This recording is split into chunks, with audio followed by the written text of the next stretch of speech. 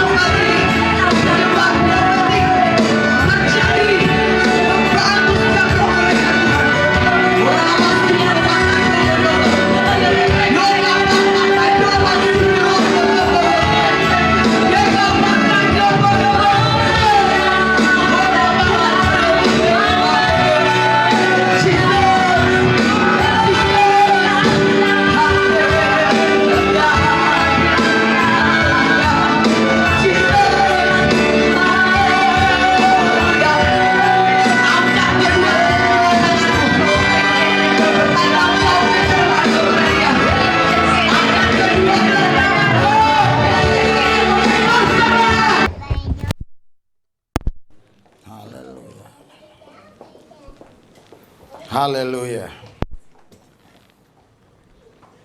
Kami siap Tuhan diurapi oleh Roh-Mu. Kami siap dipimpin oleh Roh-Mu untuk bisa menikmati firman-Mu. Karena kami tahu firman-Mu adalah pelita bagi kaki kami, terang bagi jalan kami. Tanpa firman Tuhan kami pasti melihat semua gelap. Lewat firman Allah lah kami bisa lihat terang itu. Sehingga terang itulah yang akan menuntun kami, sehingga kami tidak terantuk batu, tidak terantuk dengan apapun yang ada di depan kami. Karena ada terang firman Allah yang menerangi kami. Urapi lidah mulut bibir hamba-Mu supaya kebenaran ini memerdekakan kami. Kalau ada kuasa-kuasa kegelapan, iblis, setan, roh jahat beserta antek-anteknya di udara yang coba mengganggu, menghalangi, menghambat kebenaran firman Tuhan untuk disampaikan, kami satukan hati iman kami usir, kami tolak, patahkan kuasanya di dalam nama Yesus. Dalam nama Yesus. Tempat ini dalam perlindungan-Mu Tuhan Yesus. Tuhan memberkati mereka, Tuhan mengurapi mereka, Tuhan menyembuhkan mereka, Tuhan memberikan ke mereka jalan keluar, Tuhan memberikan kepada mereka berkat melimpah. Tuhan Yesus terus akan membawa mereka naik, bukan turun menjadi kepala, bukan ekor. Tuhan Yesus memelihara hidup mereka, menjagai mereka, melindungi mereka, sehingga mereka tidak akan dicuri oleh si iblis, tidak akan dicuri oleh setan, karena ada Tuhan Yesus yang menggembalakan mereka. Urapi semua mereka Tuhan yang hadir di tempat ini, dan juga yang nanti akan menonton video ini, supaya mereka juga diberkati dengan berkat yang sama. Kuasa yang bukan berasal dari Tuhan kami sudah patahkan dalam nama Yesus. Setan sudah kami kalahkan dalam nama Yesus. Iblis sudah kami kalahkan dalam nama Yesus. Kuasa-kuasa kegelapan sudah kami kalahkan dalam nama Yesus. Bahkan ilmu sihir, tenung, santet, guna-guna sudah kami kalahkan dalam nama Yesus. Kami percaya tempat ini steril, tidak ada virus-virus di tempat ini. Kalau ada virus-virus sudah mati di dalam nama Yesus. Karena kami percaya Yesus nama tertinggi, nama di atas segala nama. Semua nama-nama termasuk nama-nama virus harus tunduk kepada nama Yesus. Roh Kudus ambil alih semua apa yang kusampaikan, supaya semuanya adalah berdasarkan firman-Mu. Di dalam satu nama Yesus yang kudus kami berdoa mengucap syukur. Haleluya. Yang percaya katakan amin. Berikan sorak-sorai buat Tuhan yang dahsyat luar biasa. Yang meriah, yang meriah. Haleluya. Lebih meriah lagi, haleluya. Ya, di luar lagi mendung ya. Mari kita berolah roh dan berolahraga. Haleluya. Meriah, meriah, berikan sorak-sorai buat Tuhan. Haleluya. Masih ingat yel-yel kita? Haleluya. 3, 2, 1. Berkorban, menyala, menyambar, radikal, akurat, konsisten, gila-gilaan, mati-matian, habis-habisan, untuk Kristus, tidak kecut, tidak mundur, tetap maju bersama Yesus, dipelihara, dijagai, dilindungi, bersama Yesus kita lakukan perkara-perkara besar. Di dalam Yesus kita jaga menanggung segala perkara, karena tidak ada yang mustahil bagi orang yang Haleluya. Saudara, banyak orang yang tidak paham ya dengan kata radikal. Tentu kalau radikal di luar Yesus itu tidak boleh ya. Radikal di dalam Yesus, maka Indonesia pasti damai. Karena Yesus mengajarkan, kasihilah orang yang memusuhi engkau dan berdoalah buat mereka supaya mereka hidupnya diberkati. Berikan sorak-sorai buat Tuhan yang dahsyat luar biasa. Haleluya. Silakan duduk saudara. Kemarin ya, tepatnya hari Kamis ya, kita merayakan kenaikan Tuhan Yesus Kristus. Dan berarti sekarang ini ya, kalau hitung Yahudi hitung dari Kamis, kalau hitung kita hitungnya itu dari Jumat ya, Sabtu, Minggu, berarti ini 3 hari ya. Sudah 3 hari kenaikan Tuhan Yesus. Kalau kita kembali kepada Alkitab di Kisah Rasul pasal 2, berarti ini 120 orang ini bersama Rasul ya, jumlahnya 120 orang masih ada di loteng Yerusalem. Ini masih ada di loteng Yerusalem. Kalau kita tarik ke sejarah ya, nah, mereka masih ada di loteng Yerusalem untuk menunggu pencurahan Roh Kudus. Karena pencurahan Roh Kudus hari Pentakosta itu atau Pantekosta itu pas hari ke-50. Ya, berarti mereka sekarang masih ada di Yerusalem nih. Kalau kita kembali kepada sejarah, kita membayangkan sedang ngapainlah mereka di sana. Pasti mereka sedang memuji dan menyembah. Ada yang bernubuat, ada yang menyampaikan firman dan sebagainya sesuai dengan karunia dan talenta mereka masing-masing. Saya rindu hal itu juga terjadi di tempat ini. Supaya semua kita yang hadir, kita masing-masing mempergunakan talenta dan karunia yang Tuhan berikan buat kami, buat kita semua untuk memuliakan Tuhan. Haleluya. Haleluya. Haleluya.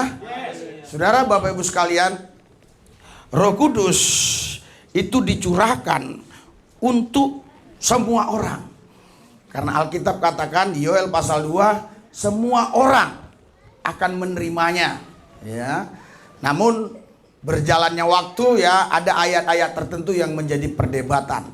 Tetapi kalau kita lihat di Yoel pasal 2, itu hamba laki-laki, hamba perempuan, semua ya tidak peduli apa status sosialnya, semua ya yang betul-betul haus lapar akan Tuhan, mereka akan dipenuhi oleh Roh Kudus. Haleluya. Dan semua kita yang hadir di tempat ini, kalau kita betul-betul haus lapar akan Tuhan, kita pun pasti dipenuhi oleh Roh Kudus.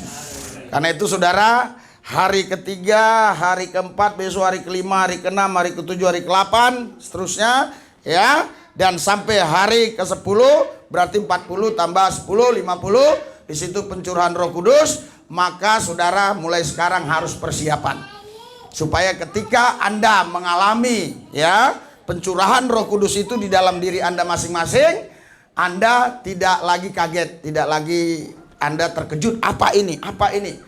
Apa yang Anda harus lakukan sekarang? Yang Anda harus lakukan adalah intim dengan Tuhan. Banyak doa, banyak puasa, intim dengan Tuhan, memuji dan menyembah, renungkan firman Tuhan siang dan malam. Ketika Anda menyembah nanti ada sesuatu di dalam roh saudara atau dalam kolbu, dalam hati saudara, misalnya udah enggak sanggup lagi Anda tahan, jangan ditahan, lepaskan saja. Jangan Anda takut bahwa itu dari iblis, dari setan. Tidak, kalau sudah ada nama Yesus, setan enggak akan datang. Setan enggak akan bisa mengalahkan nama Yesus. Karena itu saudara harus terus keluarkan apa yang sudah ditaruh Tuhan di dalam rohmu, ya. Biasanya ketika orang dapat kepenuhan Roh Kudus atau dapat bahasa lidah, bahasa roh, itu biasanya itu nggak langsung bisa berkata-kata. Biasanya gitu dia ya. Entah apa-apalah yang ada di hatinya. Walaupun itu hanya satu huruf, nggak apa-apa, ikuti aja, nggak apa-apa, ya. Dulu si Mordekai ini nggak bisa ngapa-ngapain, cuma gitu ya. Lama-lama dia bisa panggil papi, panggil mami dan sebagainya. Apalagi dulu si Daniel ya, saya ingat semuanya meme, makan meme, semua meme, ya. Tapi sekarang dia sudah bisa berkata-kata dengan kata-kata yang hebat, yang bagus ya. Nah, dalam bahasa roh juga demikian. Ketika baru kita kepenuhan roh, kita nggak boleh menghalangi apa yang ada di dalam roh kita. Biarkan, ya. Jangan kita bilang kok cuma, jangan. Haleluya. Apalagi nanti ada suara-suara ya. Wah, ini bukan dari Tuhan. Kadang-kadang ada suara gitu ya. Ini nubuatannya ya. Kemudian daripada itu akan terjadi bahwa aku akan mencurahkan rohku ke atas semua manusia, ke atas semua manusia. Tentu semua manusia di sini manusia yang mau menerima, yang haus lapar akan Dia, yang ada tindakan untuk mencari Tuhan ya. Di sini semua manusia ya. Maka anak-anakmu laki-laki dan perempuan akan bernubuat. Orang-orangmu yang tua akan mendapat mimpi. Teruna-terunamu akan mendapat penglihatan-penglihatan. Orang tua hanya dapat mimpi ya. Karena orang tua itu suka tidur. Jadi dia dapat mimpi. Anak-anak muda nggak boleh ya, hanya dapat mimpi. Anak-anak muda harus bernubuat. Haleluya. Iya, harus bernubuat. Anak-anakmu laki-laki dan anak-anakmu perempuan akan bernubuat. Berikan sorak-sorai buat Tuhan. Haleluya. Saudara, tidak ada ajaran agama manapun yang memberikan nubuatan seperti ini.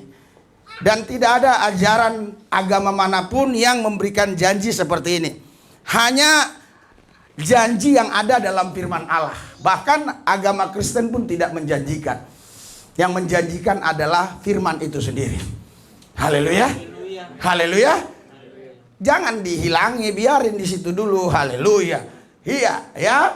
Di situ saudara katakan teruna-terunamu akan mendapat penglihatan-penglihatan luar biasa. Jadi nanti teruna-teruna ya, yang masih umur-umur belasan tahun itu mungkin 14, 15 ya, dia dapat penglihatan-penglihatan. Karena memang orang-orang ya, khususnya wanita-wanita itu dia suka kali kalau diramal-ramal gitu. Ya, apalagi tentang jodoh dia suka diramal-ramal ya. Jadi Tuhan kasih solusinya. Solusinya apa? Karunia penglihatan. Jadi kita nggak perlu pergi ke peramal. Kita bisa melihat juga. Kita itu peramal-peramal itu. Haleluya. Iya, jadi yang kita punya dari Tuhan. Yang lain itu tiruan doang. Yang dari Tuhan pasti, yang lain mudah-mudahan. Karena itu cari yang pasti, jangan yang mudah-mudahan. Berikan sorak-sorai buat Tuhan yang dasar luar biasa. Haleluya. Inilah saudara nubuatan di Yoel pasal 2. Oleh sebab itu kita persiapkan diri kita. Ya, supaya semua kita tidak ada yang terkecuali. Semua kita menerima kepenuhan Roh Kudus. Haleluya. Karena saudara, Yesus sendiri ya, dia kepenuhan Roh Kudus. Mungkin Anda sedikit bingung. Kita akan belajar ya, kenapa Yesus kepenuhan Roh Kudus? Karena firman itu menjadi daging. Yohanes 1 ayat 14, firman itu menjadi daging. Firman itu menjadi fisik. Maka daging fisik ini butuh Roh Allah, butuh Roh Kudus. Makanya Yesus pun kepenuhan Roh Kudus. Haleluya. Kalau Yesus aja kepenuhan Roh Kudus, kita tidak kepenuhan Roh Kudus, bagaimana mungkin kita bisa menang menghadapi segala tantangan, rintangan, kesulitan, masalah ini? Sedangkan daging yang kudus, yang suci, yang turun dari sorga, yaitu firman Allah yang menjadi daging, dia pun harus kepenuhan Roh Kudus. Karena Roh Kudus adalah Roh Allah itu sendiri. Berikan sorak-sorai buat Tuhan yang luar biasa. Haleluya. Haleluya. Kita baca coba di dalam Lukas 4 ayat 1. Lukas 4 ayat 1. Haleluya. 3, 2, 1. Yesus yang penuh dengan Roh Kudus kembali dari sungai Yordan, lalu dibawa oleh Roh Kudus kepada gurun. Iya, jadi saudara, Yesus yang kepenuhan Roh Kudus, mungkin orang-orang yang selalu berpikir tidak dalam pimpinan Tuhan sulit memahami ini. Yesus itu kan Tuhan, ngapain harus dipimpin Roh Kudus? Ya, saudara, kalau kita baca di Yohanes 1 ayat 14, kita ulang-ulang. Yohanes 1 ayat 14. Supaya kita menjadi edukasi juga, puji Tuhan ya. Khotbah kita kenaikan Tuhan Yesus banyak sekali saya lihat yang diberkati ya. Bahkan minta-minta alamat. Kalau saudara lihat ada tulisan minta alamat gereja, suruh aja telepon ada di bawah di admin ya. Jangan pala dikasih, tapi di situ ada nomornya, biar kami saja yang terima ya. Haleluya. 3, 2, 1. Firman itu telah menjadi manusia dan diam di antara kita, dan kita telah melihat kemuliaannya, yaitu kemuliaan yang diberikan kepadanya sebagai anak tunggal Bapa, penuh kasih karunia dan kebenaran. Iya, firman itu telah menjadi manusia. Haleluya. Jadi firman yang telah menjadi manusia tadi, firman yang telah menjadi daging tadi, saudaraku yang saya kasih dalam Tuhan, di cerita lain, di terjemahan lain dia menjadi daging, ya, menjadi daging. Firman itu telah menjadi daging. Firman itu telah menjadi manusia di sini. Kalau di ayat 13-nya apa? Haleluya. Ayat 13, ya. Oh, oke, ya, udah, oke ya. Jadi saudara, jadi firman itu telah menjadi daging, ya. Dalam bahasa yang apanya ya, yang lain ya. Jadi firman itu telah menjadi manusia. Jadi firman itu sudah menjadi manusia. Tentu manusia, yang manusia tubuh tadi, yang memiliki daging tadi, itu harus dipimpin oleh Roh Kudus. Makanya di sini dikatakan di Lukas 4 ayat 1, Yesus dipenuhi Roh Kudus. Sehingga waktu dia menghadapi pencobaan selama 40 hari 40 malam, dia nggak bisa dikalahkan. Kenapa? Karena Roh Kudus yang pimpin dia. Roh Kudus bukan mencobai dia. Roh Kudus hanya membawa dia ke padang gurun. Yang mencobainya adalah iblis. Kenapa Roh Kudus membawa dia ke padang gurun? Kalau saya mau tafsir saudara, ya, Roh Kudus mau buktikan, Tuhan itu mau buktikan bahwa yang dikatakan anak Allah ini, yang dikatakan anak manusia ini, atau orang-orang yang berseberangan dengan keimanan pada zaman itu, saudara, yang mereka mengatakan bahwa Yesus ini adalah anak Maria, anak tukang kayu, hasil zina dan sebagainya, itu mau dibuktikan bahwa dia bukan anak tukang kayu, dia bukan anak zina, dia bukan anak Maria, dia adalah firman Allah yang datang ke bumi, yang menjadi manusia. Berikan sorak-sorai buat Tuhan yang dahsyat luar biasa. Haleluya. Haleluya. Makanya saudara, Bapak Ibu sekalian, Alkitab katakan menghujat anak manusia itu diampuni, tapi menghujat Roh Kudus kenapa nggak diampuni? Kita baca ayatnya ya. Ya, kita baca ayatnya dulu di dalam Markus 3 ayat 28. Ayat 30-nya aja dulu. Oke, Markus 3 ayat 30. Sudah? Saya kalau nulis nggak berurutan, jadi mana yang Tuhan mau suruh sampaikan duluan itu ya. Berarti di ayat mulai ayat 28 saja. Ya. 3, 2, 1. Aku berkata kepadamu, sesungguhnya semua dosa dan hujat anak manusia akan diampuni. Ya, semua hujat yang mereka ucapkan. Ya, terus? Tetapi apabila seorang hujat dia tidak mendapat ampun selama-lamanya. Mereka bersalah, mereka berbuat dosa kekal. Iya, kita baca Lukas 12 ayat 10 yang hampir sama, yang lebih mudah kita pahami. Baru nanti kita kembali ke sini. Lukas 12 ayat 10. 3, 2, 1. Setiap orang yang mengatakan sesuatu Melawan. Ya. Tapi barang siapa hujat Roh Kudus, dia tidak akan diampuni. Saudara, anak manusia di situ mengacu ke Yesus. Anak manusia itu huruf besar ya. anak manusia. Setiap orang yang mengatakan sesuatu melawan anak manusia, ia akan diampuni. Tetapi barang siapa menghujat Roh Kudus, ia tidak akan diampuni. Kenapa? Kalau kita melawan anak Allah, ya, kita diampuni. Kan Yesus itu Allah, Yesus itu Tuhan. Kenapa menghujat Roh Kudus tidak ada ampunannya? Saudara, Yesus sebagai anak Allah datang ke bumi memang untuk mengampuni. Haleluya. Bayangkan kalau dikatakan yang menghujat anak Allah tidak bisa diampuni, yang menghujat anak manusia, yang menghujat Yesus tidak diampuni, mana mungkin ada penjahat sebelah kanan yang hari ini engkau bersama aku ke Firdaus. Karena memang misi dia datang ke bumi pada waktu itu sebagai anak manusia, dia untuk mengampuni, untuk menebus manusia yang berdosa, sehingga manusia yang berdosa tidak lagi hidup dalam dosa, melainkan hidup di dalam kebenaran.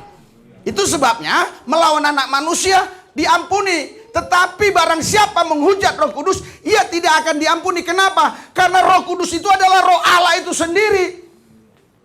Siapa yang menghujat Roh Kudus, dia nggak akan diampuni. Sekarang kita mau cari tahu penghujatan itu seperti apa ya. Kadar penghujatan itu yang sampai dikatakan penghujatan seperti apa. Karena banyak orang di luar sana ketika kita misalnya bahasa roh, mereka bilang bahasa iblis, bahasa setan dan seterusnya dan sebagainya ya. Coba penghujatan itu seperti apa kira-kira penghujatan. Kita kembali ke yang tadi. Haleluya. Markus pasal 3 ya. Ayat 28 sampai 30. Oke? Sudah? 3, 2, 1. Aku berkata padamu, sesungguhnya semua dosa dan hujatan anak manusia akan diampuni. Ya, semua hujat yang mereka ucapkan. Terus? Tapi apabila seorang menghujat Roh Kudus, ia tidak akan mendapat ampun selama-lamanya. Mereka bersalah karena berbuat Selama-lamanya ya. Terus?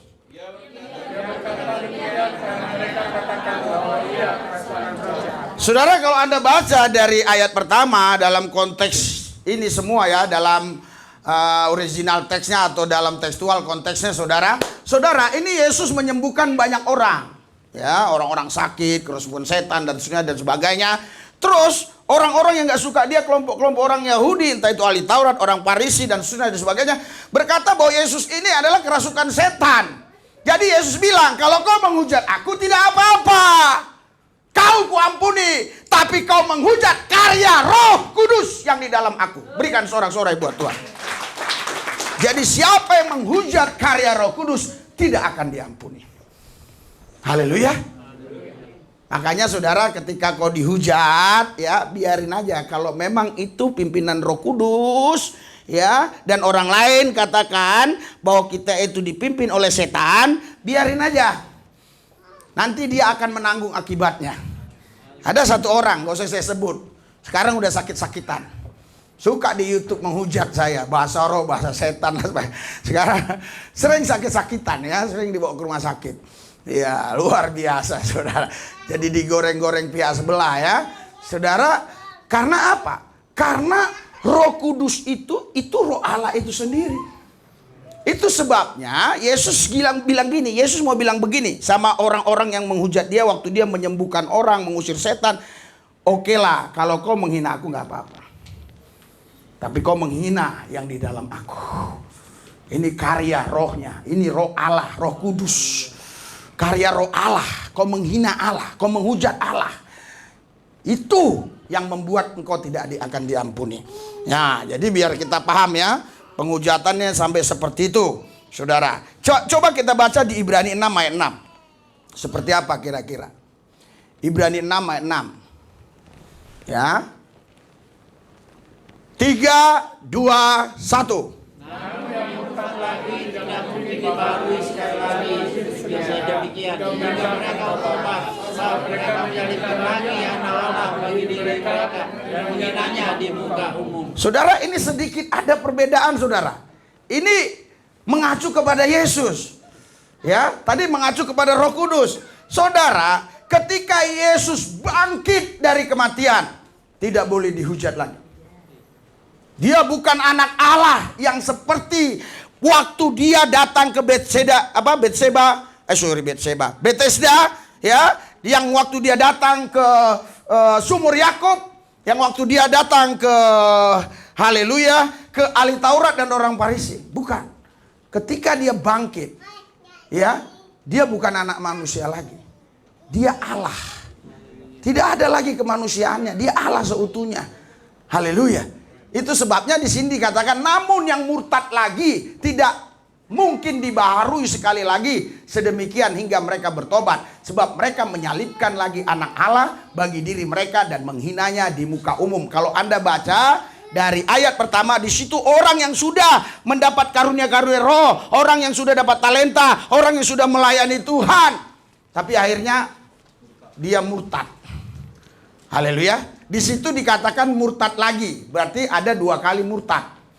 Artinya pertama dia murtad, ya, mungkin datang lagi ke Yesus, ya, karena ada problem-problem tertentu. Nah, terus ada tawaran lagi yang lain, ya, dia murtad lagi karena tawaran yang lain ini lebih menguntungkan secara manusiawi, sehingga dia tinggalkan Tuhan. Dia murtad lagi, saudara. Itu menyalibkan anak Allah, menyalibkan Yesus yang kedua kali. Haleluya. Nah, saudara, ini ayat ini adalah ayat yang ditulis setelah kebangkitan Tuhan. Tapi tadi sebelum kebangkitan Kristus, dia sebagai anak manusia, dia katakan, kalau kau menghujat aku, oke, gak ada masalah.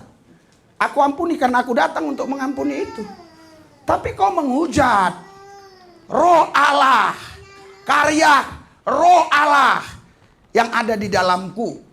Kau menghujat Yahweh itu sendiri. Kau menghujat Adonai itu sendiri. Kau menghujat roh yang kau sembah-sembah selama ini. Kau bilang itu iblis. Itu yang dia mau sampaikan kepada orang-orang Yahudi. Karena orang-orang Yahudi, mereka tidak percaya bahwa Yesus itu adalah Mesias, anak Allah. Yesus itu adalah Allah sendiri. Sehingga mereka mengatakan bahwa apa yang dilakukan Yesus itu karya iblis, karya setan. Haleluya. Tapi orang-orang Islam, saudara-saudara kita yang memang gak paham sejarah, malah dia katakan kita ini adalah antek-antek Yahudi. Haleluya. Padahal kalau kita mau balas dendam, kita harus habisin orang Yahudi. Karena dialah yang menyalibkan Yesus. Tetapi karena Yesus berkata, ampuni mereka karena mereka tidak tahu apa yang mereka perbuat. Haleluya. Sehingga kita tidak ada dendam dengan orang Yahudi. Kita tidak ada benci sama orang Yahudi. Kita tidak benci sama siapapun. Haleluya. Karena Tuhan mengajarkan kita untuk mengampuni semua orang. Untuk mengasihi semua orang. Siapapun dia. Sekalipun dia menghina kita, mencaci maki kita, kita tetap mengasihi dia. Seperti tadi kelompok doa datang ke rumah orang, ya, mau mendoakan, saudara, mau besuk, diusir. Haleluya. Jadi kalau tadi diterima, dikasih air minum, dikasih makanan enak, pulang mereka udah upahnya itu tadi. Haleluya. Tapi karena nggak dapat air minum, nggak dapat makanan-makanan yang enak, malah diusir, ya upahnya dari Tuhan langsung. Haleluya. Berikan sorak-sorai buat Tuhan yang dasar luar biasa. Itu sebabnya bahagialah rekan-rekanku para penginjil dimanapun kau berada. Mungkin di Indonesia, mungkin di mancanegara. Kalau kau sering ditolak ketika memberitakan Injil, justru upahmu besar di sorga. Karena memberitakan Injil bukan untuk diterima. Memberitakan Injil adalah untuk menjalankan misi, untuk menjalankan tugas sebagai anak Tuhan, sebagai pengikut Kristus. Itu tidak boleh dihapus ayat itu. Walaupun ada satu orang, ya, yang mengatakan harus dihapus amanat agung itu. Karena itu kalau amanat agung dihapus, Kristen akan impoten. Lihat di YouTube tuh. Tapi orang ini tidak diproses. Tapi ada yang bilang 300 ayat dihapuskan, langsung diproses, langsung tersangka. Saudara, gak apa-apa. Kita anak Tuhan, mari kita banyak doa. Supaya negara ini betul-betul menegakkan hukum yang benar. Sehingga tidak ada tembang pilih, tidak ada istilah minoritas, mayoritas. Karena kita semua warga negara Indonesia. Kita semua harus diberlakukan sama sesuai konstitusi yang ada di negeri ini. Haleluya. Sesuai dengan Pancasila. Sila keberapa itu? Keadilan sosial bagi seluruh rakyat Indonesia. Ya, harus diterapkan di negeri ini. Saudara, Bapak Ibu sekalian, makanya saudara, ketika orang dipenuhi Roh Kudus, itu meluap-luap. Pinginnya menyampaikan firman Allah aja. Pinginnya melayani orang saja. Anda tahu kisahnya waktu itu? Ya. Jadi rasul-rasul ini mengalami kesulitan karena begitu banyaknya orang yang percaya Tuhan Yesus, dan yang paling banyak janda-janda. Nah inilah. Kalau rasul berhadapan dengan janda, pendeta berhadapan dengan janda, ini perlu pengurapan yang lebih, apalagi janda kembang. Iya kan? Betul nggak Pak Tanjung? Janda kembang harus pengurapan spesial itu. Jadi rasul-rasul tidak mau terjebak dengan itu. Dan dia sibuk ngurusin janda-janda, ngantarin makan janda-janda, ya. Akhirnya dia bilang, mari kita pilih siapa di antara mereka yang penuh Roh Kudus, yang terkenal baik. Pilih. Dipilih saudara, berapa orang? Ya dikomandanin oleh Stefanus. Haleluya. Stefanus itu bukan rasul, tetapi dia kepenuhan Roh Kudus. Padahal kerjanya hanya ngasih makan janda-janda. Tapi tetap harus kepenuhan Roh Kudus. Haleluya. Padahal kerjanya cuma ngantar makanan untuk janda-janda ini. Kalau nggak kepenuhan Roh Kudus, di jalan takutnya juga diambil sesuap-sesuap. Haleluya. Korupsi kan? Iya. Jadi mereka ini orang yang terkenal baik. Tapi dia nggak kuat. Stefanus bilang, masa ranahku di sini terus ngasih janda-janda? Dia keluar. Langsung dia berdialog dengan ahli Taurat orang Farisi. Baca nanti di Kisah Rasul 7 dan 10. Dia berdialog tentang kerajaan Tuhan. Dia berdialog tentang Mesias. Dia berdialog. Wah, ngamuk mereka. Kau ngajarin aku, kau sesat. Dilemparin, bam, bam, bam. Pas mau matinya Anda baca, wajahnya penuh dengan kemuliaan. Dan dia bilang, aku lihat Yesus berdiri di sebelah kanan Allah, aku lihat. Maksudnya dia mau mengatakan ini, hei, Allah-Allah yang kau sembah itu, ya, itu lihat, Yesus malah di sebelah kanannya. Artinya Yesus itu sama dengan Allah yang kau sembah, bahkan lebih karena di sebelah kanan. Mereka malah marah. Hei, kau kurang ajar katanya. Kau bilang Yesus di sebelah kanan Allah. Iya, karena bagi orang Yahudi saudara, sebelah kanan itu tempat kemuliaan. Iya, sebelah kanan itu tempat kemuliaan. Berarti sebenarnya si Stefanus dia mau mengatakan begini loh. Yang kau panggil Allah-Allah itu, Adonai kayak apa kayak istilahnya itu, iya, biar kau tahu ini Yesus di sebelah kanannya. Marah mereka. Itu penghinaan bagi mereka. Mungkin kalau dibilang Yesus di telapak kakinya mungkin nggak apa-apa. Haleluya. Tapi di sebelah kanan. Dan apa yang kukhotbahkan ini, saudara, ada beberapa orang ya menyampaikannya sama. Saya lihat tanggalnya. Padahal dia tidak, pemahamannya tidak sama dengan saya. Dia sulit untuk menjelaskan itu ketika dia menyampaikan itu, sehingga dia menjelaskannya sama dengan penjelasan saya. Saya bilang, Daniel ini lihat YouTube-nya, sama dia jelaskan ya. Karena pertanyaan orang Islam seperti itu. Kenapa ada dua Tuhan di sana? Kok ada yang satu di kiri, yang satu di kanan? Jadi dijawabnya sama seperti saya ya. Saudara, Bapak Ibu sekalian, itulah sebabnya saudara, semua kita tidak peduli mau dia yang ada di altar, mau dia yang hanya duduk di kursi, mau dia itu diaken, mau dia itu penatua, mau dia itu jemaat biasa, mau dia itu pelayan Tuhan, maupun dia pendeta. Semua kita tidak pandang bulu. Karena semua kita pasti punya bulu. Jadi jangan pandang bulu. Karena itu semua harus kepenuhan Roh Kudus. Berikan sorak-sorai buat Tuhan. Haleluya. Saya yakin bahasa-bahasa seperti itu memang ada dasar-dasarnya. Makanya orang katakan seperti itu. Haleluya. Saudara, karena itu saudaraku yang saya kasih, kepenuhan Roh Kudus harga mati. Tidak boleh. Sedangkan Yesus saja kita baca di Kisah Rasul 10 ayat 38. Kisah Rasul 10 ayat 38. Cepat. Yang pelayanan khususnya harus kepenuhan Roh Kudus. Saudara, ini menjadi perdebatan. Tapi itu nanti kita sampaikan pas pencurahan Roh Kudusnya. Ya, pas pencurahan Roh Kudus.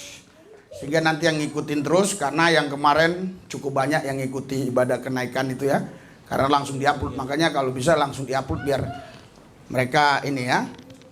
Dan saya lihat banyak mereka yang dicerahkan ya. Karena jawabannya di situ maknyos istilahnya. Haleluya. Kita sama baca ya. 3,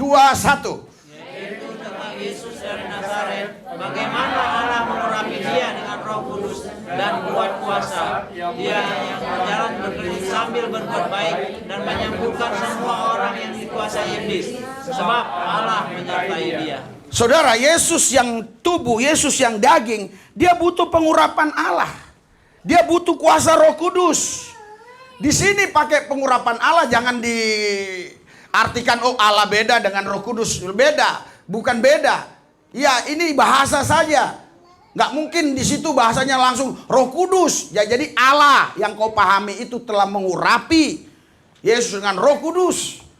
Makanya dia bisa mengusir iblis, menyembuhkan orang sakit, dan seterusnya dan sebagainya. Semua saudara, termasuk saya, kalau kita terus dipenuhi Roh Kudus, kita pasti bisa melakukan perkara-perkara hebat.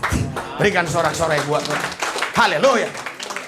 Kita pasti bisa melakukan berbagai macam mujizat. Karena itu minta Roh Kudus terus memenuhi hidup kita. Haleluya. Supaya Roh Kudus itulah yang membawa kita kepada perjanjian. Karena Roh Kudus itu meterai. Kita baca Efesus 1. Efesus 1. Efesus 1. Haleluya. Sudah? Ayat 3 dan 4. Saudara, orang-orang yang gereja-gereja Pentakosta, hampir semua ya, mereka pasti doa semalam-malaman sampai pagi ya, untuk menyambut kepenuhan Roh Kudus. Oh Pak, Roh Kudus sudah ada dalam saya. Iya, ada dalam kamu ya. Tapi kalau kamu tidak intim dengan Tuhan, walaupun itu ada di dalam kamu nggak bisa merasakan dia ada. Jadi percuma kita jadi orang kaya kalau kita nggak merasakan kita kaya. Yang penting bukan masalah ada dan tidak ada, yang penting kita bisa merasakan. Berikan sorak-sorai buat Tuhan. Percuma kok ada tapi kok nggak bisa rasakan. Kenapa saya jawabnya begini? Supaya tidak terjadi perdebatan. Karena banyak orang-orang Kristen, pendeta-pendeta, seolah-olah kalau orang udah datang ke gereja, itu sudah kepenuhan Roh Kudus. Haleluya. Saya tidak mau berdebat, makanya saya bilang silakan. Kau bilang udah penuh Roh Kudus. Tapi kalau nggak rasa apa-apa, apa artinya? Makanya Yesus bilang, hei Nikodemus, kau tidak lihat roh itu, tapi kau bisa rasakan angin menerpah kulitmu. Sama, roh itu juga tidak kau lihat, tapi kau bisa rasakan ketika dia melawat hidupmu. Jamaah, berikan sorak-sorai buat Tuhan. Haleluya. Jadi saya tidak mau berdebat ya, lebih bagus saya ambil jalan tengah cara jawab orang-orang yang selalu berpikir seperti itu. Ada lagi yang bilang sekali selamat tetap selamat walaupun hidupnya nggak beres. Haleluya. Iya, jadi orang-orang seperti itu adalah orang-orang yang tidak tahu firman Allah. Kalau orang sudah diselamatkan pasti hidup sesuai dengan kehendak Tuhan. Haleluya. Efesus 1 ayat 3. 3, 2, 1. Yesus Kristus dan dalam Kristus telah mengaruniakan kepada kita segala berkat rohani di dalam surga. Ayat 13 maksud saya. Ayat 13. 3, 2, 1. Di dalam dia kamu juga, karena kamu telah mendengar firman kebenaran, yaitu Injil keselamatanmu. Di dalam dia kamu juga, jika kamu percaya, dimeteraikan dengan Roh Kudus yang dijanjikannya itu. Ayat 14. 3, 2, 1. Dan Roh Kudus itu adalah jaminan bagian kita sampai kita memperoleh seluruhnya, yaitu penebusan yang menjadikan kita milik Allah untuk memuji kemuliaan-Nya. Berikan sorak-sorai buat Tuhan yang dahsyat luar biasa. Haleluya, haleluya. Jadi saudara Bapak Ibu sekalian ya, kalau kita ya berkata sudah diselamatkan, silakan saja. Tetapi kalau nggak ada jaminan buat kita, bagaimana kita bisa berkata bahwa kita pasti selamat? Jaminannya, meterainya adalah Roh Kudus tadi. Itu menjadi meterai, itu menjadi jaminan. Karena itu saudara, orang-orang semua yang suka bicara itu rata-rata semua bisa doa. Iya. Semua bisa doa. Apalagi keluarga-keluarga saya ya. Keluarga-keluarga dari pihak istri. Dulu, sekarang kurang tahu saya yang di kampung-kampung waktu saya datang. Pas minum tua pun doa dia. Aman amin dan dua ginjang katanya. Mau minum tua, mau mabuk doa dia. Nah, ada lagi orang mau merampok pun doa dulu dia. Haleluya. Apakah Roh Kudus itu yang doa? Haleluya. Karena kita sebenarnya nggak bisa berdoa. Kalau kau bisa berdoa, artinya bukan Roh Kudus yang berdoa. Kau tidak bisa berdoa, tapi Roh itu yang berdoa. Haleluya. Kalau kau hanya bisa berdoa, artinya kau pasti lidah. Orang-orang Batak, wow, kalau berdoa lihat panjang banget doanya. Panjang banget. Habis doa langsung ke pakter, minum tua, rokok, mabuk, dan seterusnya dan sebagainya. Haleluya. Apakah Roh Kudus? Haleluya. Roh Kudus itu adalah jaminan bagian kita sampai kita memperoleh seluruhnya, yaitu penebusan yang menjadikan kita milik Allah untuk memuji kemuliaannya. Berikan sorak-sorai buat Tuhan Anda. Haleluya. Saudara, ketika engkau terima Yesus, engkau sudah menerima keselamatan itu. Tetapi engkau tidak boleh berhenti sampai di situ. Engkau minta terus supaya engkau kepenuhan Roh Kudus. Sehingga engkau bisa mendapat semua yang Tuhan siapkan bagimu. Karena apa? Karena ketika Roh Kudus ada padamu, itu artinya kau sudah dijamin untuk bisa memiliki semua yang Tuhan siapkan dalam kemuliaannya. Berikan sorak-sorai. Yang Tuhan siapkan dalam kemuliaannya. Saya harus ulangi. Haleluya. Di situ dikatakan ya, penebusan yang menjadikan kita milik Allah untuk memuji kemuliaannya. Haleluya. Makanya mulai hari ini dan sampai seterusnya, engkau harus bangun kapasitas rohmu. Haleluya. Bangun terus rohmu supaya engkau dapat kepenuhan Roh Kudus setiap saat, setiap hari. Haleluya. Memang ini ada air, tapi ini tidak penuh airnya.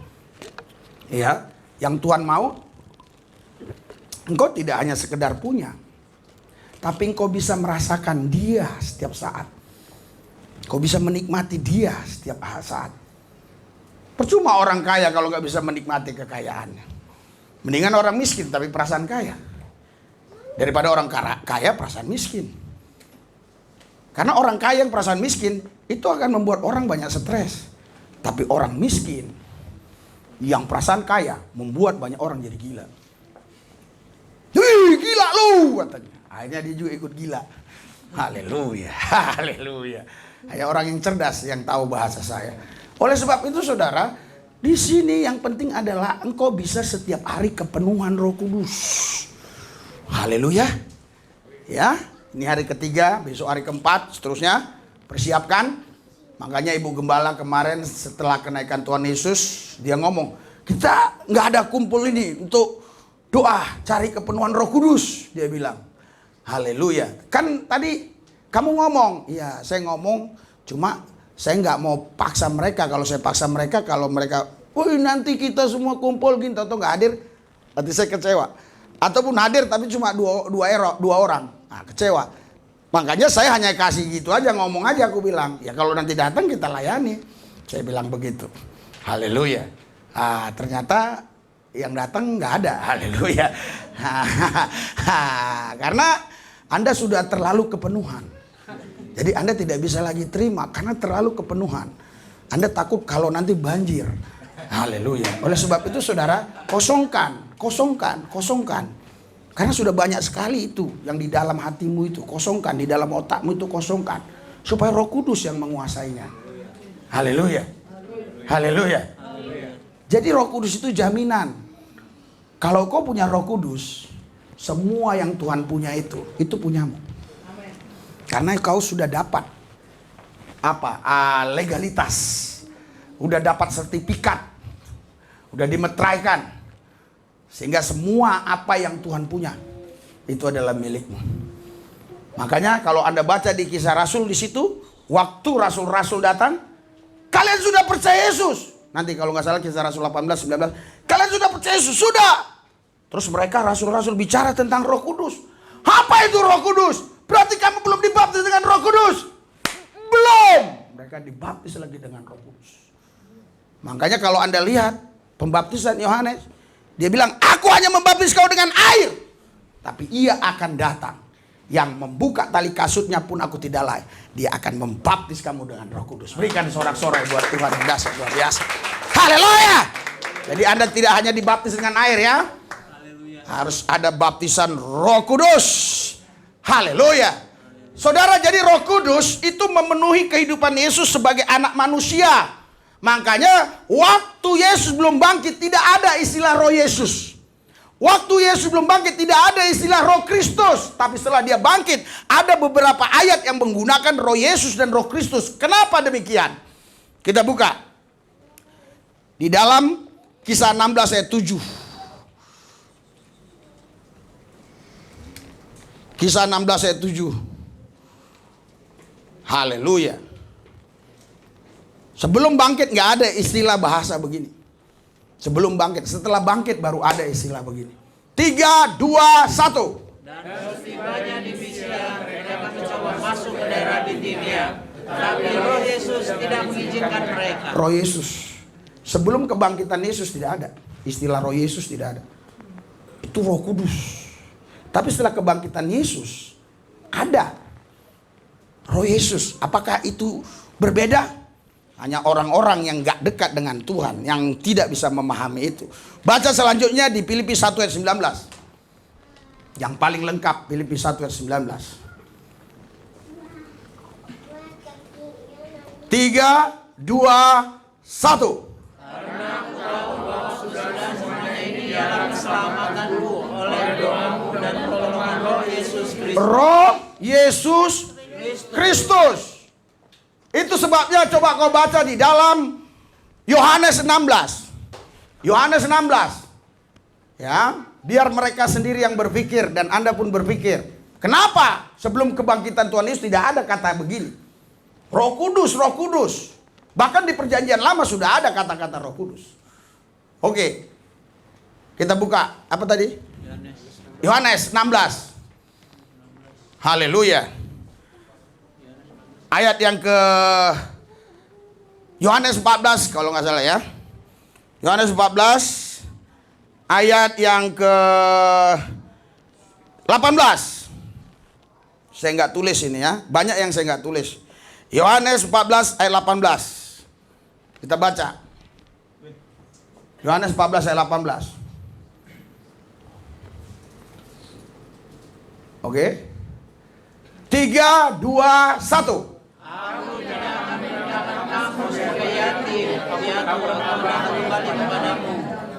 Iya.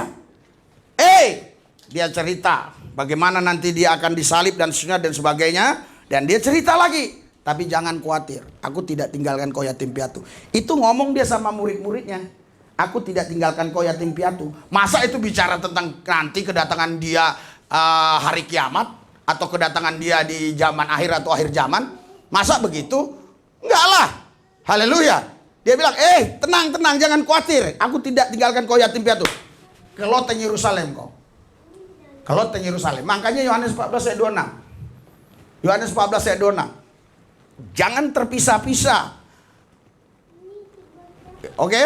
3, 2, 1. Tetapi menghibur yaitu Roh Kudus yang akan diutus oleh Bapa dalam namaku. Dalam namaku, dalam nama Yesus. Roh Kudus datang dalam nama Yesus, bukan nama yang lain. Terus. Dialah yang akan mengajarkan segala sesuatu kepadamu dan akan mengingatkan kamu akan semua yang telah kukatakan kepadamu. Iya, kita baca lagi di Yohanes 16-nya. Tadi di sini Bapa yang mengutus Roh Kudus, tapi dalam nama Yesus. Tapi Yohanes 16-nya ayat 7. Haleluya. Yohanes 16 ayat 7. 3, 2, 1. Namun benar yang kukatakan ini kepadamu adalah lebih berguna bagi kamu jika aku pergi. Sebab jikalau aku tidak pergi, penghibur itu tidak akan datang kepadamu. Tapi jikalau aku pergi, aku akan mengutus dia. Yesus akan mengutus roh penghibur. Roh penghibur itu berarti Roh Kudus. Roh penghibur bukan beda dengan Roh Kudus, dengan roh lain. Bukan. Roh penghibur itu roh kebenaran itu ya Roh Kudus itu. Makanya kalau kau baca terus, dia akan menginsapkan dunia. Saudara, nggak mungkin kalau bukan roh Allah yang bisa menginsafkan dunia. Hanya Tuhan yang bisa menginsafkan dunia. Allah yang kita sembah adalah roh. Ketika Yesus kembali kepada Bapa yang dia sebut di dalam kata-katanya kembali kepada Bapa, artinya dia kembali kepada posisinya seperti semula. Sebelum dia datang ke bumi, sebelum dia turun ke bumi, dia kembali. Haleluya. Makanya dia raja di atas segala raja. Itu sebabnya dia Alfa dan Omega. Dia tak berawal, tak berakhir. Tidak ada saudaraku yang saya kasih, ya, yang boleh pakai gelar itu terkecuali Allah. Yesus itu Tuhan Allah. Haleluya. Haleluya. Allah itu roh. Jadi Allah itu tidak berbentuk. Tapi Yesus itu Tuhan Allah. Karena dalam dirinya kepenuhan kealahan. Tetapi waktu dia datang ke bumi sebagai anak manusia, yang bentuk tubuhnya itu harus kepenuhan roh Allah juga. Itulah kepenuhan Roh Kudus. Dia dibimbing oleh Roh Kudus. Karena itu saudara, Bapak Ibu sekalian, tidak ada di antara kita yang bisa berbuat sesuatu yang berkenan di hati Tuhan kalau bukan Roh Kudus. Bahkan saya pernah bilang sama si Randy, ya. Karena pernikahan mereka bulan 7 tanggal berapa? Saya kurang ingat, ya. Tanggal berapa ya? Tanggal 30-an ya? Tanggal 30 ya. Jadi pertemuan seminggu 2 kali. Apa aja yang diomongin? Memang pernikahan itu saudara gak gampang, gak mudah, ya. Selalu pendeta-pendeta pernikahan pakai buku. Ada di toko buku itu, di Gramedia pun ada itu tuh. Enggak. Kalau kita orang cerdas enggak. Hari ini kita bahas tentang ini, besok kita bahas tentang keluarga, besok kita bahas tentang keuangan, besok kita bahas tentang pelayanan. Bagaimana kalau diperhadapkan begini, kalau berhadapan begini, menghadapi kecemburuan. Karena itu yang selalu terjadi, keributan dalam keluarga. Sampai saya tanya Naomi, bagaimana kalau kau melihat si Randy bonceng orang, pas kebetulan kau ada di Jan Mogot, duduk-duduk, kau lihat dia bonceng cewek, gimana perasaanmu? Sakit di sini, Pak, katanya. Bukan masalah sakit, solusinya. Solusinya bagaimana? Jalan keluarnya bagaimana? Untuk menyelesaikannya bagaimana? Dia mulai bilang, menyelesaikannya jangan lu ya bonceng perempuan lagi. Lah. Oh, kok gitu? Kenapa? Cemburu. Oh, cemburu itu hal yang biasa, ya. Tetapi kalau cemburu buta itu nggak boleh. Makanya kasih itu salah satunya tidak boleh cemburu. Jadi gimana jadi ngatasinya, Pak? Coba kamu cerita. Oh iya, saya tanya dulu siapa perempuan itu. Oke, mantap, mantap. Oke, kalau saya bilang sebulan, 2 bulan kemudian terjadi lagi. Dia bilang orang yang sama, Pak? Enggak, orang lain. Orang lain lagi yang dibonceng nih. Apa yang kau? Wah, saya bilang kalau begitu kerja lu hanya bonceng-bonceng perempuannya. Habis ya. Akhirnya dia disadarkan. Loh, terus gimana? Kalau itu ternyata teman kuliahnya dulu, terus lagi nongkrong di halte, terus dilihat si Randy bawa motor atau naik mobil atau bawa motor lah. Ren, ya. Mau kemana? Saya mau ke Dan Mogot. Oh, ikutlah. Gimana? Iya ya. Terus gimana? Ya saya harus tanya dulu, Pak. Iya. Oke, terjadi ketiga kali. Oh, 3 kali nggak ada ampun. Memang kerjamu begini terus. Haleluya. Masa begitu? Akhirnya dia bilang, saya akan tanya, kenapa kau buat begitu? Terus si Randy jawab, aku ingin bermanfaat bagi semua orang. Mau bilang apa? Haleluya. Kau bisa nikah kepada siapa saja, tapi cintamu hanya kepada satu orang. Anda paham maksudnya? Bukan nikah berapa kali saja. Si Randy kemarin, berarti boleh banyak nikah, bukan? Kau bisa nikah kepada siapa saja. Bukan kau boleh nikah berapa kali saja. Nih, pikiran harus cerdas. Kau boleh nikah kepada siapa saja, tapi cintamu hanya kepada satu orang. Artinya ada orang-orang tertentu yang benar dijodohkan Tuhan tanpa cinta. Itu jodoh dari Tuhan. Tapi karena Tuhan yang menjodohkan, berjalannya waktu, cintanya semakin luar biasa. Haleluya. Haleluya. Saya sama istri saya nggak ada pacaran, 2 minggu aja ngomong-ngomong, nggak ada pacaran, nggak ada cinta-cintaan, I love you cinta, nggak ada bulan madu, boro-boro bulan madu, ya madu aja nggak punya, apalagi mau beli bulan lebih susah lagi, nggak ada apa-apa. Habis nikah langsung ke kontrakan di gang kecil, haleluya. Habis orang berpulangan yang makan-makan di situ, langsung dengan pakaian pengantinnya dia cuci piring. Awal mulanya saya terus terang aja, tanya istri saya.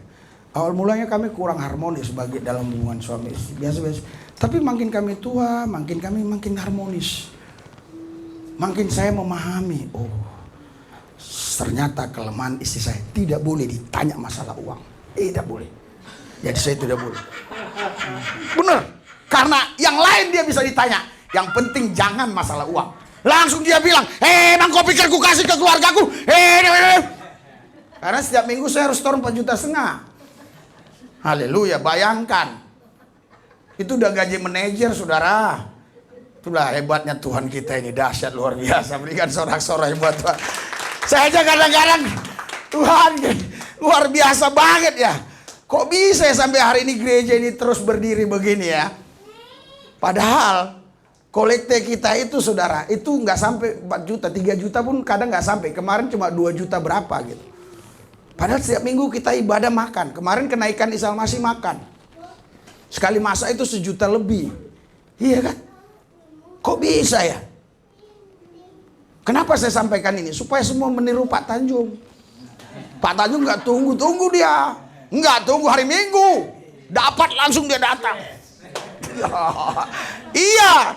Kalau tunggu hari Minggu itu datang nanti. Bisikan-bisikan. Ini model baju baru, ini model sepatu baru, ini modelin, ini modelin, ini ada sepatu cantik, sepatu bagus. Makanya langsung. Makanya dia diberkati. Baru dialah yang melakukan itu. Dan lihat Pak Tanjung, kita harus kasih contoh buat dia. Maksudnya bukan kita kasih contoh, kita contoh dia. Kalau ibadah nggak pernah terlambat, dia paling depan di situ. Nggak pernah terlambat. Haleluya. Pak Manurung udah pasti karena dia main keyboard. Ini kan sebenarnya Pak Tanjung nggak ada fungsi apa-apa dalam pelayanan, harusnya bisa aja terlambat kan?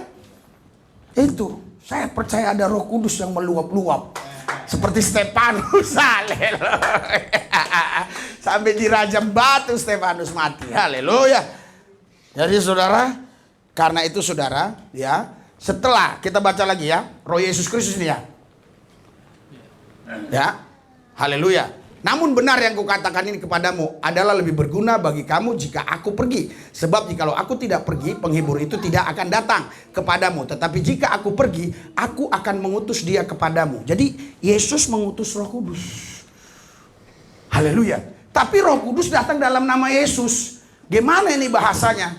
Kita kalau menemukan 2 ayat yang seperti ini, kita jangan adukan ayat ini. Kita bukan tukang adu domba. Kita cari jalan tengahnya. Oh, berarti Roh Kudus datang dalam nama Yesus.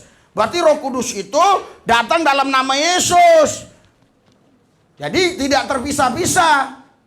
Roh Kudus itu itulah pribadi Yesus yang dia kembali, dia ke taktanya, dia roh adanya. Allah itu roh. Kita punya dasar pemahaman Yohanes 4 ayat 24, Allah itu roh. Jadi sekarang Yesus itu roh. Tapi dia punya tubuh kemuliaan. Ia punya, kan dia Allah. Dia kapan aja mau menampakkan diri bisa saja. Orang dia Tuhan Allah. Hantu aja bisa. Apalagi Tuhan Yesus, Tuhan Allah. Haleluya. Itu sebabnya saudara, kita harus kepenuhan Roh Kudus. Karena kalau Anda tidak kepenuhan Roh Kudus, berarti Anda pun tidak memiliki Yesus. Karena tidak ada seorang pun yang bisa percaya bahwa Yesus Tuhan Allah kalau bukan Roh Kudus. Berikan sorak-sorai buat Tuhan yang dahsyat dan luar biasa. Karena Roh Kudus itu adalah pribadi Yesus sendiri. Itu sebabnya di Alkitab dikatakan Roh Kudus itu tidak akan ngomong apa-apa kalau dia nggak dengar dari Yesus. Kalau dia nggak dapat dari Yesus, dia nggak ngomong apa-apa. Dia hanya ngomong kalau dia dengar dari Tuhan. Oleh sebab itu saudara, Bapak Ibu sekalian, mari kita minta kepenuhan Roh Kudus. Haleluya. Karena kalau kau hanya bilang Yesus Tuhan, Yesus Tuhan, Yesus Tuhan, tukang yang parkiran itu pun bisa. Apalagi kita kasih uang, sebut Yesus Tuhan, pasti bisa. Tapi apakah itu dari roh Tuhan? Tidak. Ya, kau harus bisa berdoa karena roh Tuhan, bukan karena kepasihan lidah, bukan karena kemahiran, bukan karena pintar ngomong, tapi harus roh Allah, roh kudus, roh Tuhan yang mengajari kita berdoa. Baru kuasanya dahsyat. Apa yang kau doakan pasti langsung connect, terkabul. Karena apa? Karena roh Tuhan yang memimpin kau berdoa. Haleluya. Haleluya. Tapi tadi takutnya ada orang keliru ini ya, yang nonton takutnya ya. Hah? Kau boleh nikah kepada siapa saja, tapi cintamu hanya kepada seseorang. Haleluya. Dr. Randy, enak dong kalau gitu. Naomi marah. Haleluya. Bukan saya bilang kau boleh nikah berapa kali saja. Kau boleh nikah kepada siapa saja. Bukan berapa kali. Kepada siapa saja. Tapi cintamu harus ke seorang aja. Berarti seperti saya nih. Saya udah terlanjur nikah sama istri saya. Cinta saya harus ke dia. Itulah saya bilang cinta tidak cukup. Harus ada kesetiaan. Saudara tahu? Banyak artis-artis yang bercerai. Apakah mereka dijodohkan? Apakah mereka berdasarkan cinta pertama nikahnya? Pasti berdasarkan cinta. Tapi yang tidak ada adalah kesetiaan. Itu sebabnya tidak cukup cinta, harus setia. Kalau cinta itu bisa berubah-ubah, tapi kalau komitmen untuk setia. Makanya kalau ketika pemberkatan nikah, tidak ada pendeta yang bilang gini. Ya, kalau saya nggak pernah bilang, aku cinta sama kamu. Nggak ada. Aku setia sama kamu sampai akhir hayatmu. Walaupun kau sakit, walaupun ini, aku tetap setia. Nggak bilang tetap cinta. Setia. Karena itu kau harus setia sama Tuhan. Haleluya. Nggak cukup hanya cinta Yesus, harus setia. Kadang-kadang cinta itu bisa pudar oleh situasi kondisi. Tapi setia. Itu makanya hebat itu yang kita katakan itu. Bukan hanya akurat. Orang banyak akurat tapi tidak konsisten. Konsisten itu yang penting. Biarlah Roh Kudus mengurapi kita. Sehingga kita konsisten dengan Tuhan. Haleluya. Mulai hari ini, esok, lusa, seterusnya sampai selama-lamanya. Biar Roh Kudus yang pimpin hidup kita. Sehingga kita tetap memuliakan Tuhan Yesus. Karena Roh Kudus pasti mengajak kita untuk memuliakan Dia. Sebab Roh Kudus datang dalam nama Yesus. Haleluya. Haleluya. Kita baca, coba kita baca satu ayat. Yohanes 14. Yohanes 14. Atau Yohanes 16 dulu. Yohanes 16 ayat 13. Yohanes 16 ayat 13. Haleluya. Sudah? Ya, oke. 3, 2, 1. Tetapi apabila ia datang, yaitu Roh kebenaran, ia akan memimpin kamu seluruh kebenaran. Sebab ia tidak akan berkata-kata dari dirinya sendiri, tapi segala sesuatu yang didengarnya, itulah yang akan dikatakannya. Dan dia akan memberitakan kepadamu hal-hal yang akan datang. Iya, yang didengarnya. Kalau Anda baca terus dari yang didengarnya dari Yesus. Anda baca mulai dari ayat 1 dan seterusnya. Yang didengarnya dari Yesus karena Roh Kudus itu datang dalam nama Yesus. Terus, coba. Itu ayat 14-nya apa? Ayat 14-nya. Haleluya. Ayat 14-nya. Haleluya. 3, 2, 1. Ia akan memuliakan aku, sebab ia akan memberitakan kepadamu apa yang diterimanya daripadaku. Ia akan memuliakan aku. Roh Kudus akan memuliakan Yesus. Sebab ia akan memberitakan, sebab Roh Kudus akan memberitakan kepadamu apa yang diterimanya daripadaku, yang diterimanya dari Yesus. Karena itu saudara, tidak mungkin ada orang bisa percaya Yesus kalau bukan Roh Kudus. Karena itu semua kita harus kepenuhan Roh Kudus. Sehingga kita bisa memuji Yesus dan merasakan Tuhan Yesus setiap waktu, setiap saat. Ada banyak orang berkata, wah, yang penting sudah percaya Yesus, dia sudah jadi Kristen, dia sudah kepenuhan Roh Kudus, sudah punya Roh Kudus. Haleluya. Percuma kita punya uang kalau kita merasa nggak punya uang. Biar kita nggak punya uang, yang penting kita merasa punya saja. Haleluya. Saudara, kadang kita makan tempe tapi harganya mahal banget. Saya pernah makan yang di luar itu sebenarnya cuma 5.000, tapi di tempat itu sampai 30.000. Saya tanya kok mahal banget. di luar ini cuma 5.000. Dia bilang apa? Bapak di sini bukan beli makanannya, Bapak beli suasananya. Karena itu saudara, kita bisa merasakan Yesus lewat Roh Kudus. Amen. Karena Roh Kudus datang dalam nama Yesus. Berikan sorak-sorai bagi Tuhan. Mari kita bangkit berdiri. Kita angkat tanganmu. Kami percaya di dalam Yesus kami sehat. Di dalam Yesus kami diberkati. Di dalam Yesus kami pasti menang. Di dalam Yesus ada jalan keluar. Di dalam Yesus ada berkat melimpah. Di dalam Yesus ada damai sejahtera. Di dalam Yesus hidup kami dijagai, dilindungi. Di dalam Yesus pasti kami naik, bukan turun. Di dalam Yesus kami dipelihara, dijagai, dilindungi. Bersama Yesus kami lakukan perkara-perkara besar. Terima kasih Yesus, kami sudah menyatu dengan tubuhmu, dengan darahmu. Kami siap untuk melaksanakan misi Tuhan, menjala jiwa-jiwa supaya makin banyak yang dimenangkan bagi Tuhan. Di dalam nama Yesus, haleluya. Yang percaya katakan amin. Haleluya.